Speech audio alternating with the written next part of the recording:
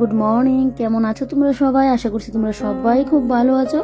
যে যেখানে আছো ঈশ্বরীকে পাই, আমরাও ভালো আছি। আমার নতুন আরো একটি ভিডিওতে তোমাদের সবাইকে জানাই স্বাগত। আশা করছি আজকের ব্লগটা তোমাদের ভালো লাগবে। আজ হলো মঙ্গলবার আর এখন ঘুরতে 8:30 মতো বাজছে।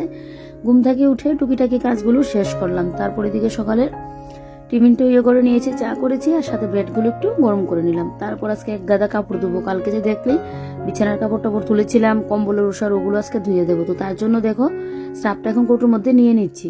তো স্রাপ ঘরে শেষ হয়ে গিয়েছিল, কালকে আবারও 2 কেজি স্রাপ নিয়ে আসলো। তো এটা আনলে না 2 কেজি একসাথে আমার আবার অনেক দিন চলে যায়। তো এদিকে দেখো স্রাপটা কটুই নিয়ে আর অর্ধেকটা আবার রয়েছে, তো এটা প্যাকেটের মধ্যেই রাখলাম। আর একটা প্যাকেট তো তুলা রাখলাম। তো এদিকে দেখো এবারে কাপড় চোপড় দিয়ে জলটাও আমার হয়ে গেছে, দেওয়া হয়ে গেছে। এবার এখন পরিমাণ মতো স্রাপটা দিয়ে দিচ্ছি। স্রাপটা আজকে একটু বেশি করে দিচ্ছি। ওই যে কম্বলের ওষুধ টোষাদগুলো একদম তো তুলে রাখবো, তো তাই জন্য আমি একটু স্রাপটা বেশি করে দিচ্ছি। আমার মনে হয় কি বলতো, হাতে কাচলে না স্রাপটা একটু কম লাগে, আর মেশিনে দিতে গেলে কাপড় চোপড় মনে হয় স্রাপটা একটু বেশি লাগে। যদিও এটা নিজের কাছে, তারপরও আমার মনে হয় একটু বেশিই লাগে। কারণ আমি যদি কম দিই তাহলে তো কম দিয়েই হবে। তা আমার মনে হয় কি কম দিলে যেন কাপড়টা ঠিকঠাক পরিষ্কার হতে চায় না। এটা কি আমার মনেরই না আমার মাথারই বুঝতে পারি না।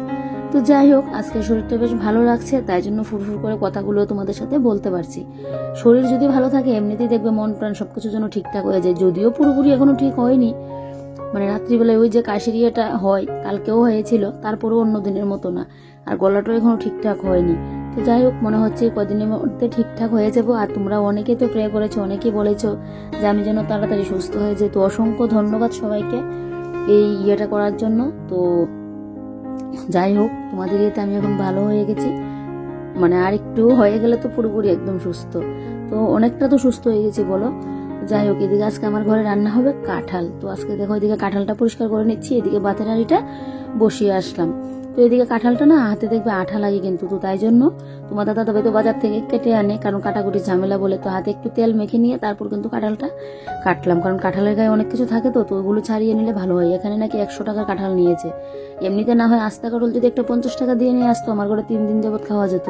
কিন্তু ওই যে কাটার ঝামেলায় কাটতে গেলে আমি পারি না, তো আমার শাশুড়ি মাকে বলতে হয়, তো সেই আবার অসুবিধা। তাই আমি রাস্তা কাঁঠালটা আমার ঘরে আনাই হয় না, কাটাটাই হয়, মানে কাটাই আনা হয়। তো এদিকে একটু নুন হলুদ দিয়ে এখন ইয়ের মধ্যে বসিয়ে দিলাম, কাঁঠালটা একটু ভাপ দেওয়া হয়ে যাক।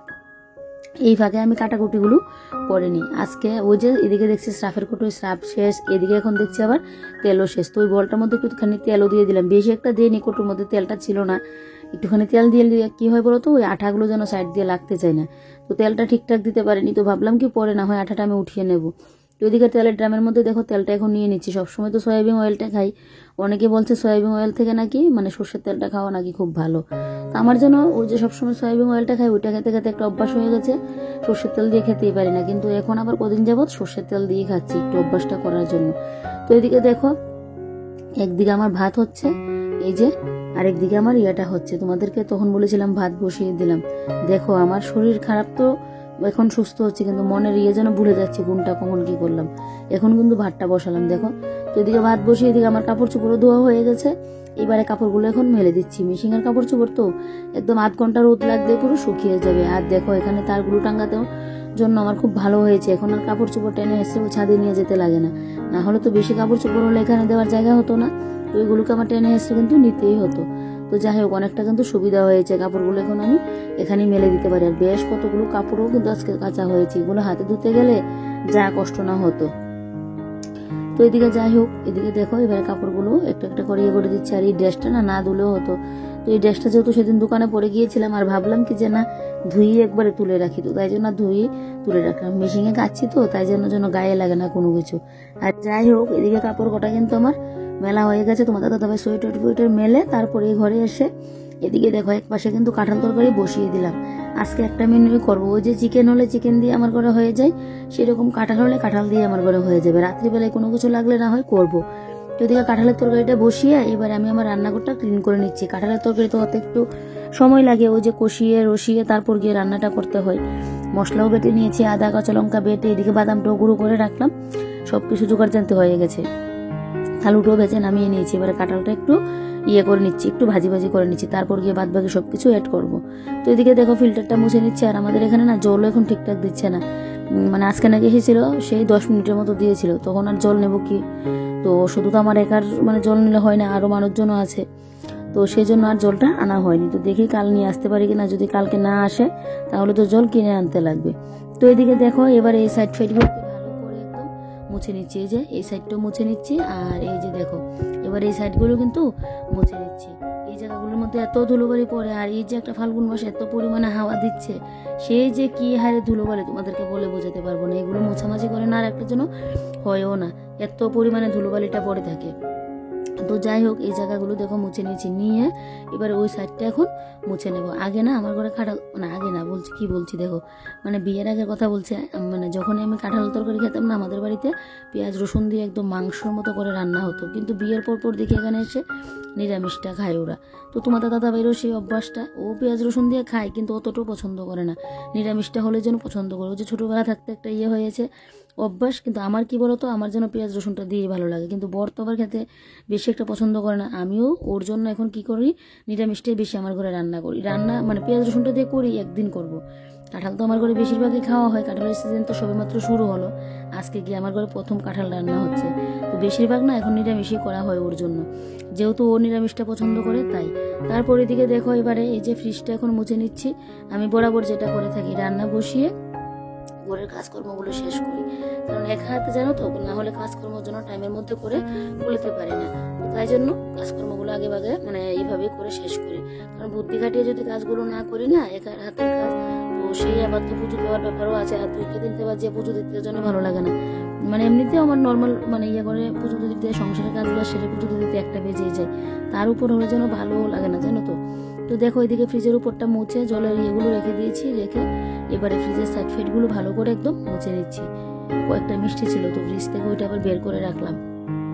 আমি তো এখন ফ্রিজের জিনিস কোনো কিছু খাচ্ছি না, ডক্টর নাই করে দিয়েছে একদম ঠান্ডা জিনিস যাতে একদমই না খাই। আর এই যে দেখো তরকারি কিন্তু আমার এদিকে হচ্ছে, এই যে কাঁঠালের তরকারি কষাচ্ছি, আর এদিকে গিয়ে আমি এই মানে ঘরদোরগুলো ক্লিন করে নিচ্ছি। কাঁঠালের তরকারি হতে গেলেও সেই একটা মাংসের মতো অনেকটা সময় লাগে, দেখবে রসিয়ে কষিয়ে রান্না করতে করতে যেন সেই মানে অনেকটা লাগে। তারপরও মাংসর থেকে মনে হয় কাঁঠালের তরকারিটা বেশি আমার মনে হয়। যাই হোক আবারও ঢাকা দিয়ে দিলাম। তারপর দেখো এই সাইডে স্টিলের একটা মুছে, এদিকে জানলাটাও মুছে নিচ্ছে। আর জানো তো শরীরটা এখন একটুখানি ভালো হওয়াতে এতটা ভালো লাগছে, একদম যেন মনে হচ্ছে চুটে গিয়ে সংসারের কাজগুলো করেনি, এরকমটা মনে হচ্ছে। ওইদিকে দেখো এবারে পাখাটাও মুছে নিচ্ছে, এটার উপরেও এত পরিমাণে ধুলোবালি পড়েছে, আর উপর দিয়ে তাকিয়ে না আমি কোনো কাজ করতেই পারি না, আমার চোখের মধ্যে এসে গুঁড়ো করে পড়বে, এটা যেন একটা শক্তি বলতে পারো। একটা হাওয়া দিল, আমি বাইরে গেলাম, ধুলো এসে আমার শরীরে না, শরীরে তো পড়বেই, শরীরের মধ্যে না করে চোখের মধ্যে গিয়ে যেন মানে আমার আগে পড়ে, এরকম অবস্থা হয়। এদিকে আবার দাদা ভাই দোকানের বোতলগুলো ভর্তি করে নিচ্ছি, আর আমার ঘরেরও 2টা বোতল আছে। আর এই যে দেখো সসের বোতলটা, ঘরে কিন্তু বোতলের অভাব নেই, তারপরে সসের বোতলটা আমি রেখে দিয়েছি, কাঁচের বোতল দিয়ে জল খেতে যেন ইচ্ছে করছে, তাই জন্য এই সসের বোতলের মধ্যেও কিন্তু আমি জলটা নিয়ে নিচ্ছি। গলাটা জানো তো এখনো ঠিকঠাক যেন মানে যে গলার স্বরটা ওইটা এখনো ঠিকঠাক হয় না। কেউ একটা ফোন করলো, আমি কথা বলতে গেলে দেখবে সেই সবগুলো কথা যেন মানে ঠিকঠাক ওরও শুনতে পাচ্ছে না, আমি যেন ঠিকঠাক বলতে গেলে আমার অসুবিধা হয়। কিরকম আমার অবস্থা হয়েছে, এই হাসির কথা আমি যেন জীবনে বলতে পারবো না, এরকম অবস্থা হয়েছে আমার। তো যাই হোক কাঁঠাল কিন্তু আমার মোটামুটি কষানো হয়ে গেছে। এবারে দেখো আলুটা তো দিয়ে দিলাম, দিয়ে এবারে আরও কিন্তু আমি কষিয়ে নেব, কষিয়ে তারপর ঝোলটা দেবো। তারপর তো ঘি গরম মশলা ওগুলো তো দিতেই লাগবে। আমার কিন্তু একবার একটু ইচ্ছে হয়েছিল মানে আর একটা পেঁয়াজ রসুন দিয়ে করি, আবার বললাম যে থাকবে লাগবে না। দেখবে মেয়েদের বিয়ের পর না এরকমটা হয়, বিয়ের আগে আমাদের কত খাবার নিয়ে কত বাহানা, না এটা খাবো না এটা খাবো না, মায়ের সাথেই না বাপের বাড়িতে এই বাহানাটা কাটে, শ্বশুর বাড়িতে কিন্তু এসে ওই বাহানাটা কাটে না। তখন বলা হবে এটা কেন খাবে না, না হলে হবে না, অত নাক থাকতে নেই, এরকম কথাগুলো দেখবে আমাদের কিন্তু শুনতে হয়। যাই হোক সময়ের সাথে সব কিছুই কিন্তু মানিয়েও নিতে লাগে। তো এদিকে দেখো ওই যে বর যেটা পছন্দ করে না, এখন আমার ওইটা মানে করবো, একদিন রান্না করবো বললাম যে, আর না হলে নিরামিষটাই করি, ওর যেহেতু পছন্দ না তাই। ও কিন্তু আমাকে বলবে না, ও আরও মানে বলে যে না তুমি খেয়ে নাও, তুমি যেহেতু পেঁয়াজ রসুনটা পছন্দ করো। তো আমি আবার ভাবি যে দুভাবে আবার করবো, আরেক ঝামেলা থাকবে, অন্য আরেকদিন না হয় আমার জন্য করবো, আজকে করবো না, এরকমটা ভেবে না আর মানে করলাম না। আর দেখবে বিয়ের পর এরকমই হয়, নিজের পছন্দের মানে নিজের খেয়াল রাখা, নিজের পছন্দের বা নিজের পছন্দের রান্না করার কথা যেন ভুলে যাও, ওই মাঝে মধ্যে একদিন, না হলে সবসময় পরিবারের কথা বলো, পরের কথা বলো, ওগুলো চিন্তা করতে করতে যেন আমাদের লাইফটা যায়। রান্না বান্না কমপ্লিট হলো, আর এদিকে দেখো বাসন কুসন সব করে রয়েছে, তো গ্যাসটা শুধু মুছে পরিষ্কার করলাম। আর এদিকে বাসন কুসনগুলো আগে খাওয়া দাওয়া কমপ্লিট করি, তারপর দিয়ে করবো। আর এখন 11টা 7 বাজে, আজকে ভিডিও পোস্ট করা হয়নি এখনো। তো এই যে এমনিতে রান্নাঘর পরিষ্কার করে নিয়েছি, ঘরটরও ঝাড় দিয়ে নিলাম, রান্না বান্না সবকিছু কমপ্লিট। আজকে একটা তরকারি করলাম, কাঁঠালের তরকারি, রাত্রিবেলায় কোনো কিছু লাগলে না হয় করা যাবে। তো এদিকে উপরে জলও তোলা হয়েছে। তো এখন খাওয়া দাওয়াটা কমপ্লিট করে বাসনটা মেজে বসে নেব। আর সকালবেলায় কাপড় চোপড় ধুয়েছিলাম, দেখো বেশিরভাগ কাপড় কিন্তু শুকিয়েও গেছে। আর ডাস্টবিনগুলো একটু পরিষ্কার করবো। খেয়েছিলে কতগুলো বাসন কুসন, সমস্ত বাসন কুসন মেজে ঘষে নিয়েছি। আর এই যে দেখো কাঁঠালটা যে সেদ্ধ দিয়েছিলাম, আর এটার মধ্যে নিয়ে কাঁঠালটা ডালা হয়েছিল জলটা ঝরানোর জন্য। তো এবারে না একদম আঠা লেগে আছে। তো দেখো আমি একটা ছোট কাপড়ের মধ্যে একটুখানি কিন্তু কেরোসিন নিয়ে নিচ্ছি। তোমরা আবার কিন্তু ভেবো না যে এই বাসনগুলোর মধ্যে কেরোসিনের গন্ধ করবে। আমি কিন্তু সবসময় এইভাবেই না কাঁঠালের আঠাটা উঠাই, কারণ এটা এইভাবে না, আঠাটা এইভাবে যদি না দিয়ে উঠবে না, উঠবে ওই যে কসব্রেডটা দিয়ে যদি মাজা ঘষা করি, কসব্রেডের মধ্যে আবার আঠাটা লেগে থাকবে। যখন আবার অন্য বাসনগুলো মাজবো ওইটার মধ্যে গিয়ে আবার আঠাটা লাগে। তার চেয়ে ভালো কেরোসিন দিয়ে একটুখানি মেজে নিই। বেশি আর কেরোসিন তো নেই, একটুখানি নিয়েছি, বাস দেখো কি সুন্দর আঠাটা কিন্তু উঠেও গেছে। এবার আমি ভালো করে এটাকে সাবান দিয়ে কিন্তু একদম মেজে ঘষে নেব।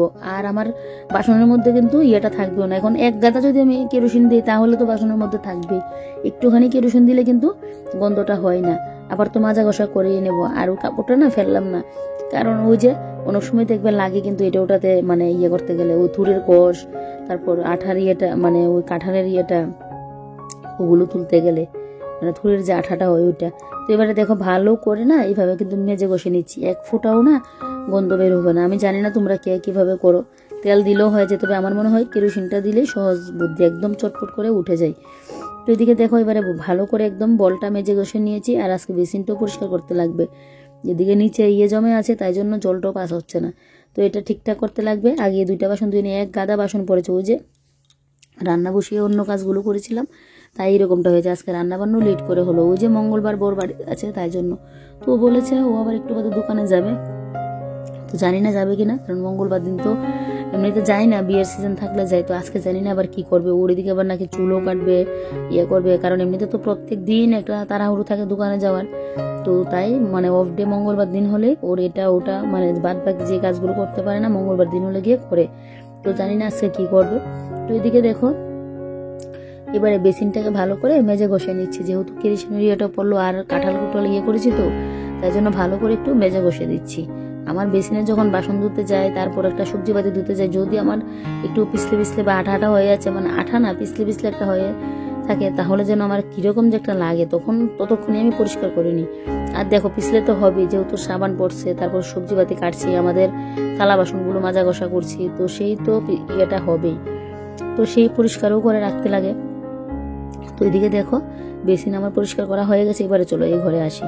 এই ঘরে এসেই দেখো কাপড়গুলো শুকিয়ে গেল, আর একটু আগেই এগুলো ঘরে এনে রেখেছিলাম। এবারে এগুলোকে গুছিয়ে গাছিয়ে কিন্তু রাখছি। তো তোমার দাদাভাই কিন্তু আজকে দোকানে যায়নি, ওর মানে টুকিটাকি কাজগুলো আছে, এই কাজগুলো এখন সারছে। আর আমি এদিকে এগুলো করে নিচ্ছি, কাপড় চোপড়গুলো মানে গুছিয়ে রাখছি। এখন এই সমস্ত কিছু না ওই মানে গডরেজের যে নিচে ড্রয়ারটা ওইটার মধ্যে রাখবো। আর এই যে দেখো ফাইনালি কিন্তু কম্বলটা আজকে তুলেই নিলাম। বাপরে বাপ, এবারে বিছানাটা একটু খালি হয়েছে। আর যদি ঠান্ডা লাগে তাহলে তো হালকা একটা কম্বল আছে, ওইটা নামিয়ে নেবো। তো এদিকে দেখো সোফাগুলো গুছিয়ে এদিকে স্নান করেও চলে আসলাম। আজকে স্নান করতে করতেও সে কয়টা বাজলো। স্নান করে এসে এদিকে দেখো ঠাকুর পুজোটা দিয়ে নিচ্ছে। আর এই থালাটার মধ্যে না আমি মোমের ইয়েটা, তারপর ধূপকাঠি স্ট্যান্ড, মোমের স্ট্যান্ড আর ওই শঙ্কটা নিয়ে নিলাম। কেন বলো তো, অনেক সময় মোমবাতির ইয়েটা রাখলে এখানে না মোমের অনেক সময় আগুনের ইয়েগুলো পড়ে। আগে আমার যখন প্রদীপ ছিল তখনও পড়তো, আর কাপড়টা না একটু ছিদ্র হয়েছিল, তো রিক্সও তো থাকে বলো, তাই এইভাবে নিয়ে নিলাম। তারপরে দিকে দেখো বর মাসে স্নান করে চলে আসলো। বরকে এখন ফ্রিজের মধ্যে ছিল এই বড়িগুলো আর আঙ্গুর ফলগুলো, সে কবেকার আঙ্গুর ফলগুলো আমি একদিন খেয়ে আমার যা পরিমাণে কাশ বেড়েছিল, সেই বরকে এখন এগুলো বের করে দিলাম। আমি বলেছি আজকে যেহেতু বাড়িতে আছে খাও, না হলে এগুলো এমনিতেই নষ্ট হবে আর খাওয়া হবে না, তাই এই জন্য ওকে এখন ধুয়ে দিলাম। এবারে তো এখন রেস্ট করবো, আর কোনো কিছু নেই, একটু মোবাইল ঘাটবো, খেতে খেতে তো আবার সেই আরো পরে 4টার দিকে গিয়ে খাবো। তো চলো আজকের ব্লগটা তাহলে এখানে শেষ করছি। তোমরা সবাই ভালো থেকো, সুস্থ থেকো আর সাবধানে থেকো। Bye bye.